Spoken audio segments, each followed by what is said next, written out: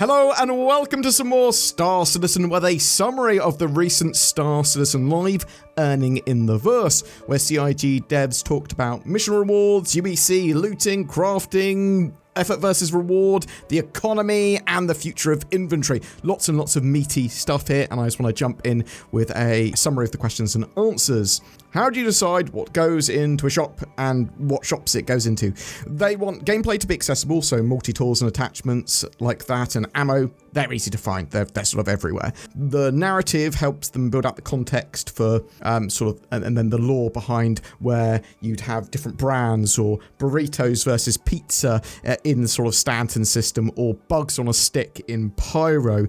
They also want a distribution of weapons and armor around, so players have to potentially travel to get one they specifically want, but are able to get something in the area they are in that will allow them to do FPS gameplay, allow them to upgrade their ship or whatever. You'll find more specialized and specific items in areas that makes sense for them to be in. So if you want to find Crusader brand stuff, you'll want to do missions around Crusader. Where do you draw the line for where you want something to be in store, available in store in game, or not, and like earnable in other ways? So there's no clear line, they said. A lot of the things you're just not going to be able to buy from an NPC vendor for UEC. UEC is going to be something that's useful, and you'll be able to buy a lot of stuff with it, but not everything. Some of the rarest and most important things will have to be crafted or earned in other ways, and obviously harvestables and that sort of stuff you find rather than buy, but you can buy as well. Missile launchers and railguns, they gave us an example.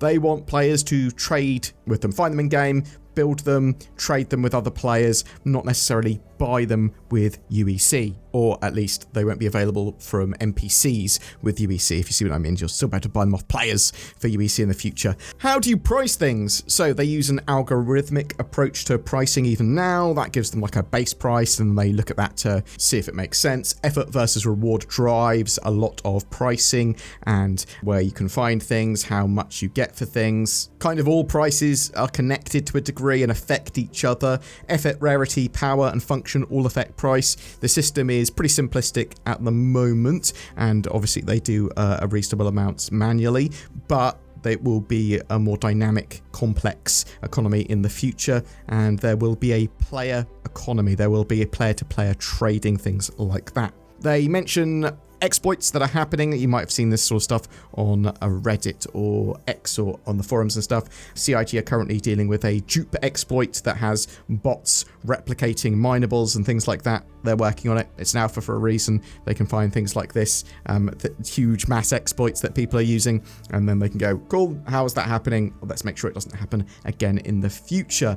Does Star Citizen even have an economy, was a question. Yeah, it's simplistic at the moment though. In 2024, they did a massive economy rebalance for everything's price. They are focusing on big data tools and back end for economy this year. They are building towards a dynamic economy, a responsive economy. This year, you're likely going to see new trade routes, pricing changes, narrative and event economy updates, things like that. But they are building towards a proper economy. How do they decide what loot goes where? There are various categories of loot: weapons and ammo, armor, medical, and MISC, which includes things like food, mining, repair, kind of everything else. And this will be easily understandable by what box something's in. Typically, you go, oh, this is a box for mining equipment, this is a box for weapons, this one's for medical supplies. You'll also notice what something is by the rarity of that box, which will again be able to tell at a glance. There are 3 different qualities of loot box. These are going to be common, uncommon, and rare, and epic items can appear in any of these boxes at a small percentage chance. So yeah, there's rarity of items as well: common, uncommon, rare, epic, and legendary. And legendary items, they're not in loot boxes, or maybe they appear in very specific circumstances.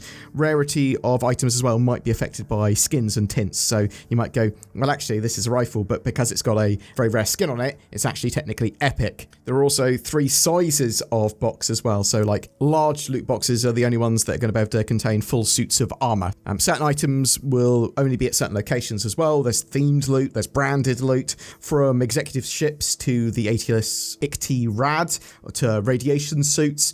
Obviously, that's some examples of items that are in very specific locations or more likely to turn up in certain locations. They are updating older locations as well in-game with more up-to-date loot rules as well.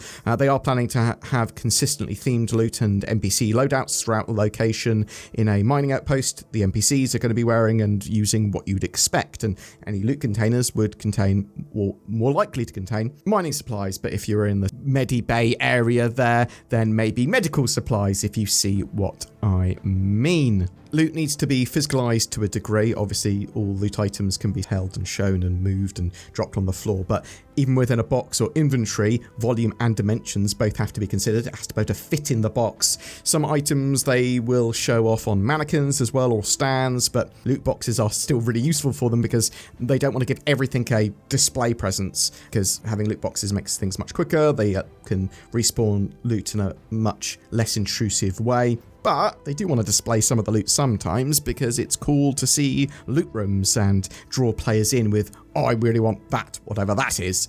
Mission rewards have exploded this year.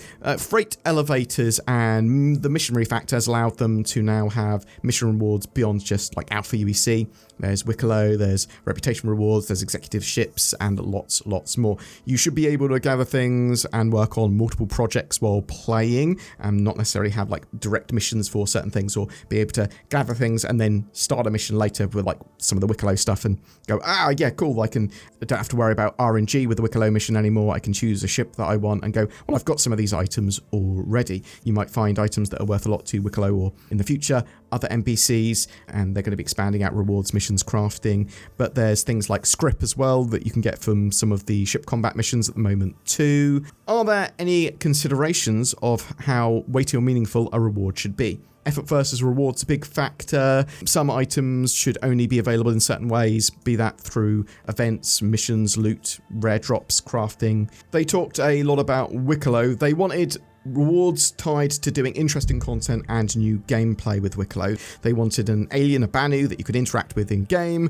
as well as a little taste of crafting, like his recipes, as they were for his missions, and expand out other ways of getting items in game. They use Wicklow favors as well as a way to compress and reduce the amount of entities and items on a server or in storage. You go, well, I'm going to turn these 20 things into a couple of Wicklow favors, which I can use later. Another kind of currency, I suppose.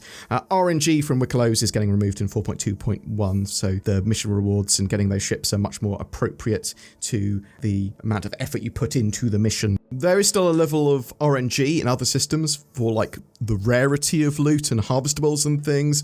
There are items that you'll reliably find in certain areas as well, based on events or specific content. Like you'll get Karenite from doing a line of mine, for example, pretty often, pretty easily. There's other content items like Ace pilot helmets. You'll reliably find these on Ace pilots in ship combat missions.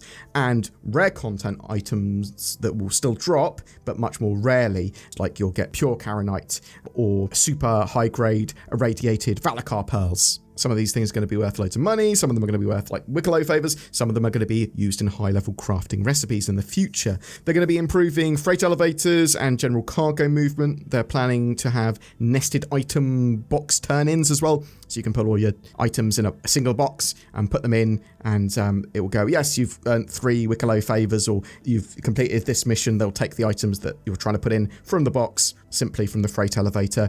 You'll be able to accept anywhere, like a Wicklow mission, and then complete it at any of the Emporiums, or partly at one and then partly at another. All these updates will expand over to other missions and the game beyond just Wicklow in the future as well. How does all these ways of item acquisition affect crafting? We know there's going to be thousands of blueprints and materials. That's what they said. Gathering is a foundation of that. You're going to be able to craft most of the stuff in-game in the future. You'll be able to find blueprints. You'll be able to craft most stuff. You'll be able to get a huge range of stuff in-game that's pre-crafted as well. Be that purchasing from another player, from an NPC, finding as part of loot or a mission. And obviously we know as well that you're going to be able to upgrade your weapons, your ships, your gear, lots of stuff as well as part of like research and crafting too. They talked about separating gear and cosmetics as well. They want to be able to separate these paints from weapons and items and gear and ships and stuff like that. You should be able to take your weapon to a crafting terminal and change the skin there. They also showed off some of the new inventory system that they've got planned. They showed concept UIs for inventory loadout and storage. It's looking much nicer, very clean, very cool. Still a bit busy on screen, I would say, on a single screen, but you're going to be able to access nearby inventories at the same time, which is absolutely fantastic. You'll sort of like have tabs on your equipment screen that you can go, oh, there's a body here, there's a box, a much quicker, streamlined way of looting. You'll be able to deal with your weapons and equipment very easily as well. That'll be shown at like the bottom left, your sort of weapons and stuff, but you'll also have the typical equipment screen from your character in the center, and that will be having a contextual equipment slots, and that's going to be based on your armor and gear. Also, very excitingly, you're going to be able to search and have a load of different filters and smart stacking and sorting as well as part of this new inventory system, but it's all going to be very easily accessible at the same time, very ergonomic. Tooltips and comparisons were also shown off here as well, so you can hover over a weapon or whatever, see description, status and stats of that, but you can go into deeper comparisons and deeper information about those things and see how the stats compare. They do not have a time frame on delivery for this yet, and it could change a bit because it's in concept, obviously, but they also said that item recovery tier 2 is coming out at some point, and yeah, I was very excited for that inventory system. It could be a year or two, though, before it's actually in our hands. I want to say I recently saw a lot of the economy team and some other people at the Bar Citizen they did in Manchester. Nick and Andre that they had in the show there, I saw them recently. They are absolute legends, as is Elliot and Luke. I've met them a few times. They are genuinely great people. Elliot said as well during that live stream, games are meant to be fun. You've got to have fun to make fun, and he has a really fun job. I really like how willing the devs are at CIG to talk about what they do and appear on live streams like that we just sort of summarized, but also appear on forums and go out of their way, and even when they're not working, to address people on forums, or like be that Reddit or Spectrum, or even on like social media and stuff like that, just talking to them about the game and what the things that they're planning and trying to improve and problems they've had. But yeah, really liked this. Thought it was really cool. Tell me what you think in the comments below. Are you excited for the economy? Didn't go a huge amount into some of the economy stuff that I'm super excited about. Player-to-player trading, that is what I'm super excited about, and I did hear a little bit about that more recently, but I'm hoping CIG open up about that a bit more in the not too distant future. But as I said, tell me what you think in the comments below. I also want you to use the links down below to like NordVPN. Go to nordvpn.com/BoredGamer, or as I said, the links down below. Get yourself a fantastic VPN for better accessibility, security, and privacy on the interwebs. I use it. I think it's an essential part of my security toolbox, my internet toolbox. Also, Tobii Eye Tracker. Maybe you should check that out if you want precision head and eye tracking in Star Citizen. Very useful. It's also available in some other games as well. So yeah, check that out. Oh, thanks for watching. Every month we have a ship giveaway, and July 2025 is no different. We're giving away a Prowler utility with lifetime insurance and a Star Citizen game package. All you need to jump into the game with a stealthy cargo ship. It's all you need to start your career as a hauler or maybe a pirate. Comment on any of our videos made during this month to be in for a chance of winning that. If you would like to further support the channel, consider becoming a channel member with the join button under the videos, or a Patreon. Links down below for that. And there's loads of other links that you can help support the channel with, from Game Glass to THRUSTMASTER, loads of products that you will potentially want for your Star Citizen experience. Thanks so much for watching. I hope you have a great month, and I'll see you in the verse.